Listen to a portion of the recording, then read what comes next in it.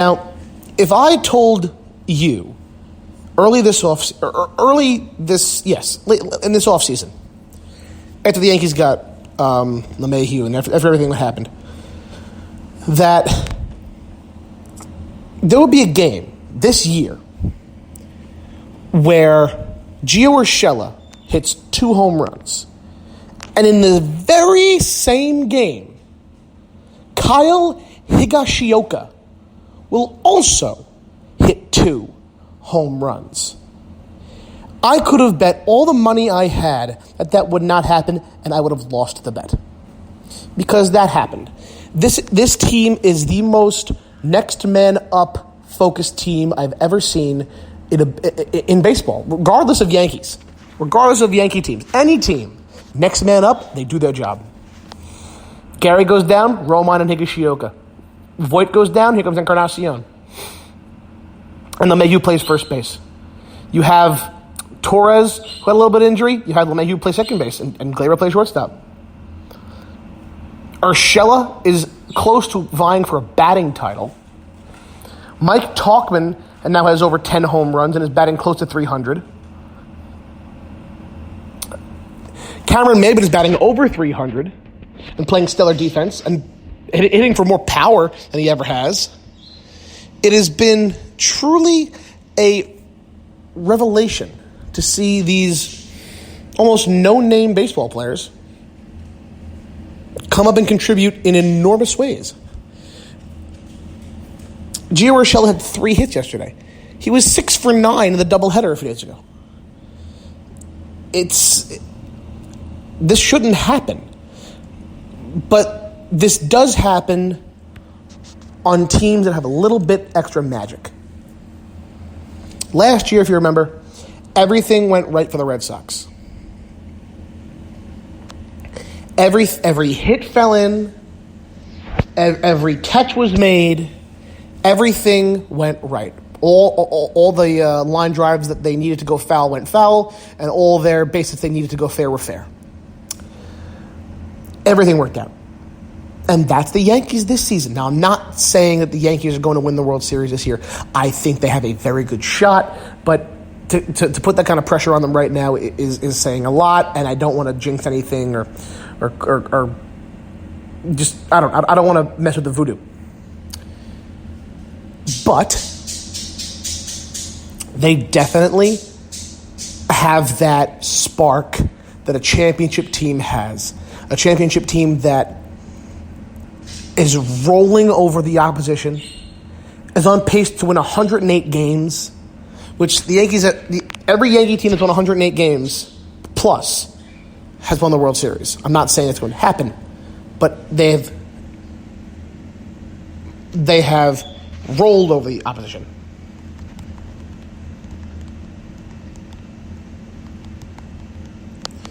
And next up, we go and play, who's up next? Let me take a look at this.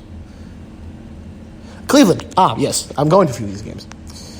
We play Cleveland tomorrow. Lovely TBD for the Yankees pitching tomorrow. But we have Sabathia coming back in a few days, so we will have a fuller rotation. Even to mention the rotation, I'm sorry. We've been without Severino for the whole season. And who stepped up? The leader, MLB's leader in wins, Domingo Germán. 16 wins. That's who steps up. Paxton's pitched well as of late. He's had some fits and starts, but he's pitched well as of late. The opener has worked. It's worked well for us.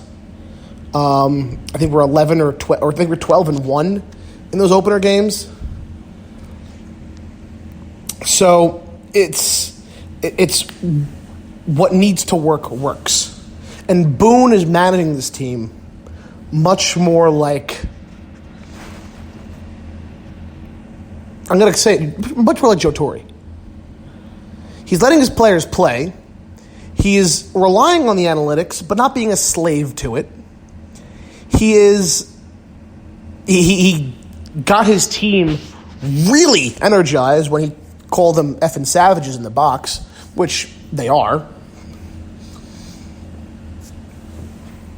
he has been an exemplary manager. Now, I've got a lot of people telling me that Gio Urshela is way overhyped. You can tell me Gio Urshela is overhyped when he starts batting .210 again and starts playing like he played for the past however many seasons. That is when you can tell me he's overhyped. That is when you can tell me that he is not this kind of player, when I see it. Because he's playing like an all-star. It's insane. Gio Urshela is not the Yankees' version of, is not this year's Steve Pearce, what the Red Sox got last year. Gio Urshela is not our Steve Pearce. He is leaps and bounds, head and shoulders better than anything Steve Pearce could have ever been for the Red Sox. He's our starting third baseman, who's batting .335. Well, I believe 18 home runs or something to that like. And the amazing thing is he's never done this before. As a baseball fan, you think you can project things. You think you can look and say, maybe he'll do this eventually. He could do this.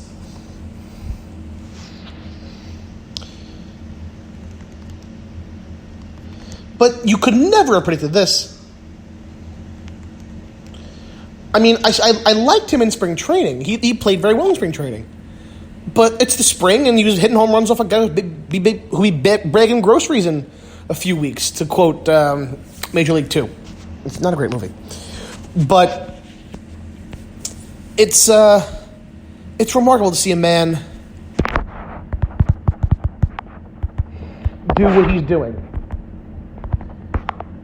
And not even to mention his defense. Oh my God. Someone said to me yesterday that Gio Urshela is the third best fielding third baseman in baseball behind Arenado of the Rockies and Matt Chapman of the A's. And I challenge you to find someone better. You put Gio Urshela and you put DJ LeMahieu at both at third base. I love LeMahieu. LeMahieu is one of my favorite ball players to watch. He is just remarkable and a fun ball player because he gets hits every time. He's fun to watch. I really, really enjoy him. He's a great pickup. Urshela is a better fielding third baseman. Urshela is a better fielding third baseman. It is outstanding.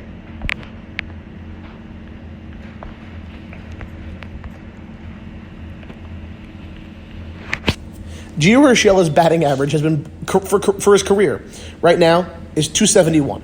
Because he's batting .336 this year. His batting average has been raised by 46 points. 46 points in one season.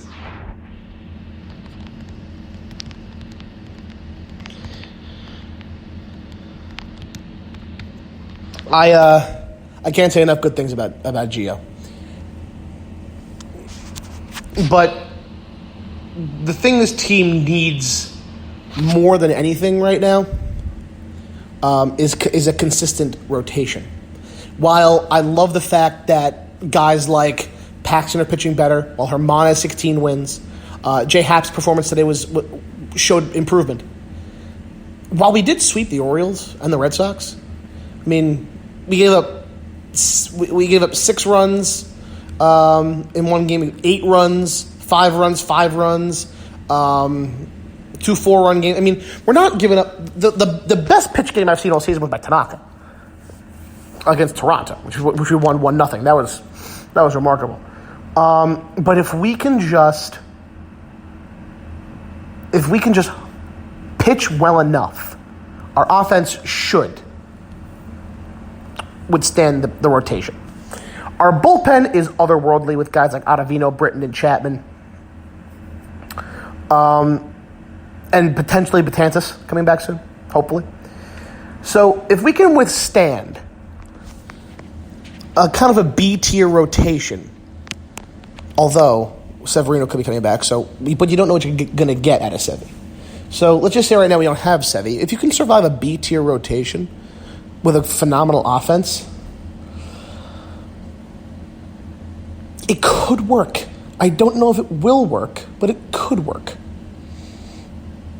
But I'm flip-flopping on these points here.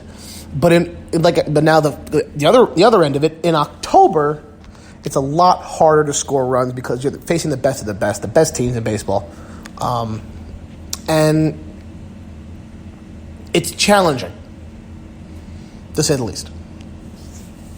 I don't know. I am not a futurist. I cannot predict the future. I do not know what's going to happen in the playoffs. I know we're going to have to face somebody, probably the Rays or the Twins, which, not to discredit the Twins or the Rays at all. They both played us fairly tough. We've won most of our games against both those teams, and I'm very confident against both those teams. The team that I am not the most confident against are the Astros. Now, I will say this right now. You can put this in writing, and I will be attacked for this if need be. But I do believe firmly that the Yankees were to go to the World Series, to get to the World Series, to be the pennant winners, get to the Fall Classic, win the American League. They will win the World Series. I do believe that. Because I think the Dodgers are going to be the team they face. And I just think we're a team built to beat them. And I'm not going to give you any baseball science here. I'm not going to go out and break down the BABIP and the WHIP between Yankees hitters and Dodgers pitchers or vice versa. I'm not. But I think we are good enough to do that. As of right now, we own baseball's best record. Dodgers played today against the Marlins. They'll probably end up winning that game and tying us again for the best record in baseball. But it's a very interesting season. I've never seen a season like this. I've seen good teams. I've seen teams that go out and and dominate baseball as just Yankees do typically. But I've never seen a team who has lost their number one starting pitcher. Actually, they've lost their three, Paxton at some point. Sabathia, who's been out, who's out again now. Arguably the most dominant reliever.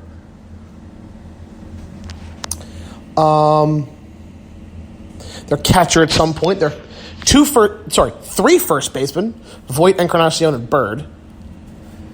Torres has been out a little bit, but not very much. Their shortstop for part of the season. Their replacement shortstop for that shortstop. Their third baseman. Their left fielder / DH in Stanton. Their center fielder in Hicks.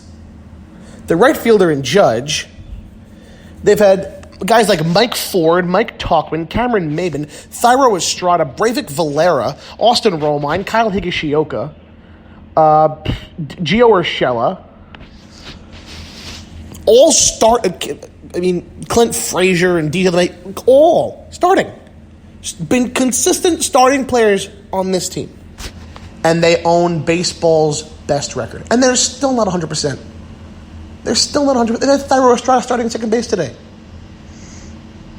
Number 90 playing second base. It looked like a football player. It's not how baseball should work, but it's worked. And I think if anybody has the spark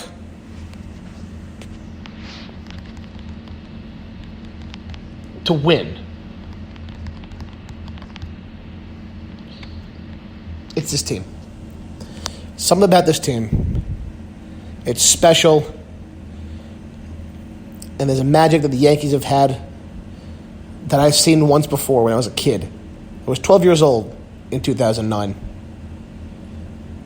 But, Johnny Damon hitting walk-off home runs, and Melky Cabrera, and Big Tex in the playoffs, and Alex, Matsui, Posada.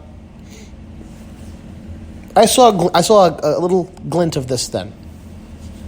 But the difference between that team and this team is you had a 35-year-old shortstop, a 30-year-old first baseman, a 35-year-old third baseman. You had a 35-year-old left fielder in Damon. Yeah, the DH who was in this